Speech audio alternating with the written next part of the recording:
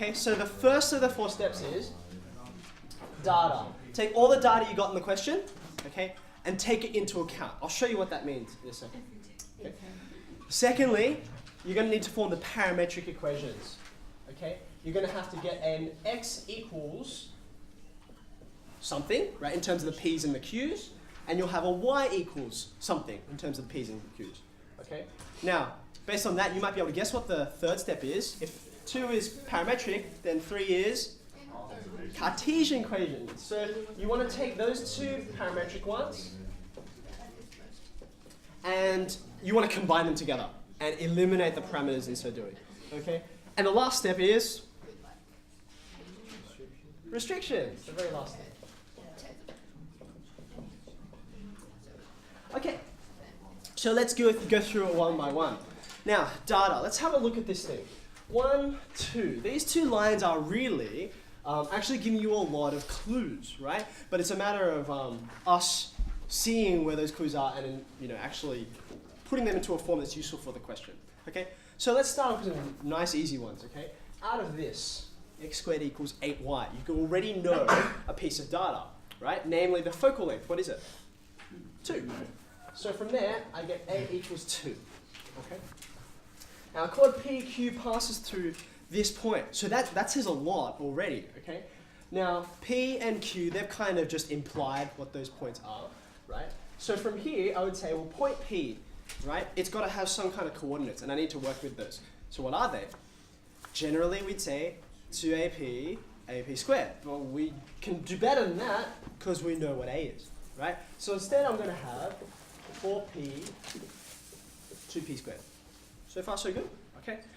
Now, likewise, I'm going to have Q, but that's just got Q's instead of P's, okay? So again, all I'm doing here is just taking into account the data that's up here. I haven't done any actual problem solving, okay? All right, now, if the chord passes through this point, how am I going to take this into account? What should I do?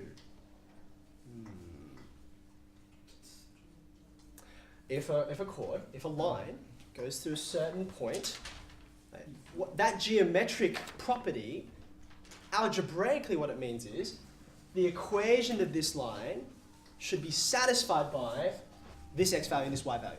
Does that make sense? Okay. So I'm going to have to sub in 2, 0 into the equation for the chord. Does that make sense?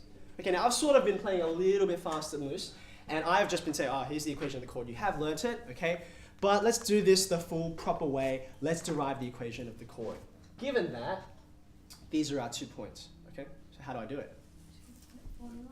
Just, yeah, I could do gradient and then go ahead from there, but I might as well do 2-point formula because that's got the gradient calculation sort of embedded within it, okay? So in case you can't remember, let's have this just off on the side. 2-point formula, y minus y1.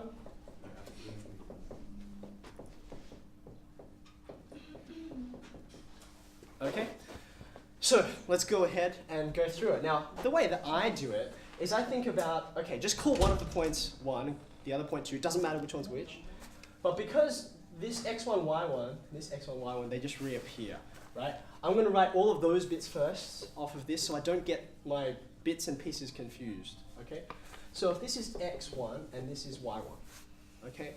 Right away I'm going to write minus 2p squared minus 2p squared. It's the same on both sides, right? And on the denominator is minus 4p minus 4p. Is that okay? So those bits are the same. Now I put in the different bits. Got my y and my x. And these bits will be the same, but just with q's. Okay? So 2q squared 4q. Okay? What is that? Anyway, okay. So now you've just got to machine this out, okay? Having gotten to here, simplify it out, you're at a bit of an advantage because you know what to expect at the end, okay? So do the algebra, just for the sake of time. I'm not going to write it all down, but where you should end up is, let's see, y equals,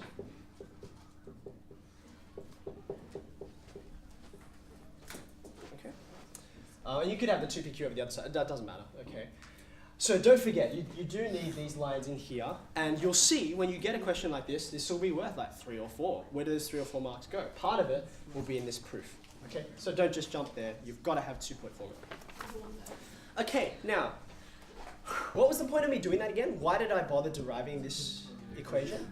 Yeah, good. I'm still in step 1, right? I wanted to sub in this guy. So let's go ahead and do that, okay? If you want to put some words under it, you'd say the chord passes through to naught. Okay, so now I can do my substitution. It doesn't just come from nowhere. Okay, so I've got this.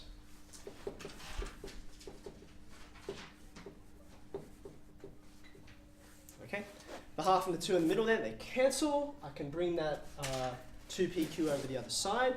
So here's what I've got. Okay, is that right? Yeah. All right. Now, are you happy with that? Does that make sense? Okay. Now, at this point, I have accounted for all of the data in the question. Okay. It's a bit of a confusing step because it's not as obvious what you do next. It's not like, oh, okay, now I differentiated, now I'll do this and so on. This step is finished, so now I'm going to go on to my next one. Okay, the parametric equations. This will come in handy later, so handy that I'm going to call this equation 1. Okay, so that I can refer to it afterwards. All right. How do I go about forming these parametric equations? Well, I'm going to need to define my locus somehow, right? This midpoint, okay? So usually with locus questions before parametrics, how will we start a locus question? What's the very first thing you say? Let. Now, we used to say P, right? But P's taken, and we've already got one. We'll call it M. So let M, right, be at, and we'll put in some coordinates. These are the parametric equations that I'm going to form. Okay. Now, seeing as it's a midpoint, we know how to find midpoints, right? How will I get the x coordinate of the midpoint? Okay. So I'll take the average, yeah? Do you have to, can you just go like to MP with this? Or do you have to go with the MB at that? Wait, sorry, which step are you questioning? Like just for that, like do you have to go like always? X equals this and y equals that? No, as in you say MPQ and then you just do it in brackets and x equals x. Oh, yeah, okay. Yeah, that's fine. I still prefer to do it this way because I'm getting equations that go into an equation. So that makes more sense in my head. But we're going to have the same amount of information on the page. That's fine. Okay. All right, now what did he say? We're going to take the average, right? So half of 4p plus 4q, right? So there's my parametric equation for x. And we'll do the same for y, which is equal to, I'll skip a step. There we go. Okay, you happy with that? Is that okay? So this is it. Let me get another color, which I didn't bring with myself. Those are the parametric equations. Okay? So now how do I put them together?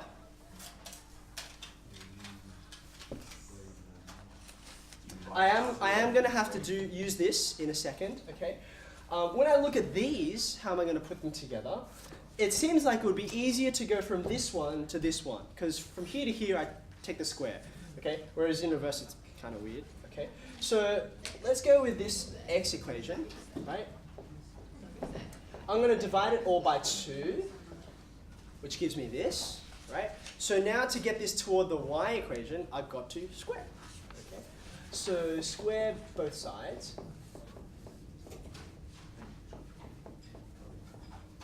So far, so good.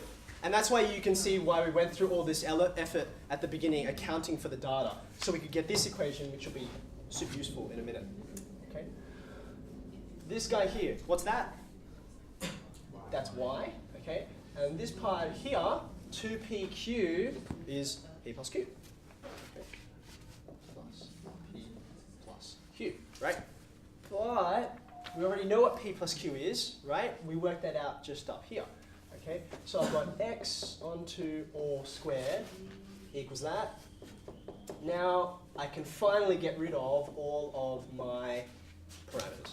Okay, so in some senses, this is step 3, and step 3 is sort of done. I just have to tidy this up a little bit. Okay, now once you do that, once you do tidy it up, you'll get it into one of 2 forms. Okay, so this is simplified. There's sort of, I don't know, 3 or 4 lines in there. You can get it in the form y equals, and you'll have this. Okay. What other form could we possibly put it in? Yeah, okay. I might want a general form, right? And we express all of these in the same way. So alternatively, you'd have this, x minus 1. And of course, you've got to complete the square to get to this point, okay? But does that match up with what people have gotten? Yes? No? Yes? Okay. So I'm happy with that. Data, done. Parametric equations, done. Cartesian equation, done. How shall I find the restrictions? Which way do you think would be best? The graph or the discriminant? How did you go about finding it? Who used the graph? Used the graph. Yeah, okay. So does that mean who used the discriminant? Hands up. Okay. Yeah, okay, sure, right. Daniel's like, I just clicked my fingers. I think the graph is probably a better way to do it. It's a bit quicker. I'm going to use this space over here. Let's draw a quick graph of x squared equals 8y, and we'll put it next to this one. Okay, so we can compare the two, and then we can make a geometric argument. Okay.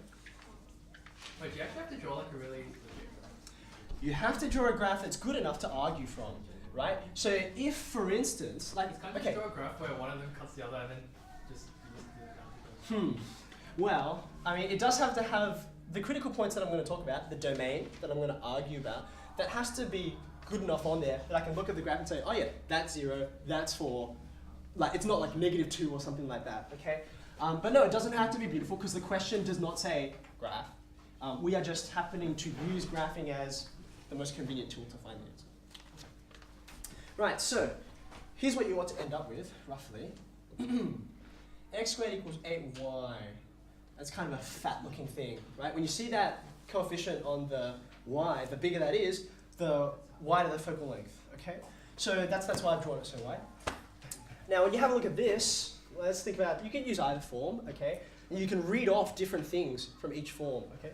So for instance, from this form, you can read off the roots. What are the roots? 0 and 2. Sorry. And from this one, you can read off something quite different, right? What do you get from this? The vertex, right? So what do you know about the vertex? Where is it? Good. Which is like kind of, phew, that kind of makes sense with this because the vertex is halfway between the roots, okay? So let's draw it. If I put 0 here, 2 there, okay, and it's steeper, right? Thereabouts, okay? Now if you have made a graph, it is crucially important that you label it, okay? Because you need to distinguish between the original graph and the locus that you're going to have. So this wider one, that's my x squared equals 8y, right? And I've got this one up in the middle. Okay? So now I'll have to say, and you must say this, from the graph. Okay? The locus that we're interested in, which is a midpoint, right? M, must lie, and I think we were talking about this before, but I say inside or within, both of those words are fine. They're unambiguous in this case, right? So the locus of midpoint PQ must lie within x squared equals 8y, right? So what you've got to go ahead and do is find, well, where is that section that works? And it's this section. This part is inside, this is not, and this is. Okay, so to identify the right domain, I'll need this point of intersection, that's convenient, and this point, okay? So I think you can probably, you guys are in year 11, so you can work out, you can solve simultaneously. You should get 0 and 4, okay? And so your restriction is x is less than or equal to 0, or the other side of 4, full stop. Okay? Any questions? When you say it has to lie within, does that mean it's less than or equal to? Okay, yeah. So in this case, right, the chord, right? Now, I apologize. I need to do a bit of my homework on this one because it's kind of a question as to whether you can have a chord which has no length, right? So if P and Q are on the same place, basically. Now, I've seen some questions that say P and Q can't be equal. So right at the beginning of the question, they'll say, they say that. So they must be distinct points. In which case, how would that change our answer? Yeah, it just means I don't include the boundary point. That's the difference, okay? But I promise I'll go do my homework and I'll double check if that's implied in all cases, in which case your inequality will be just that ever so slightly different, okay? But just to review, take into account the data, probably allow you to get up to this point, right? Form your parametric equations, stick them together and get your Cartesian one, and then either graphically, right, or algebraically using the discriminant, go ahead and work out what the restrictions are.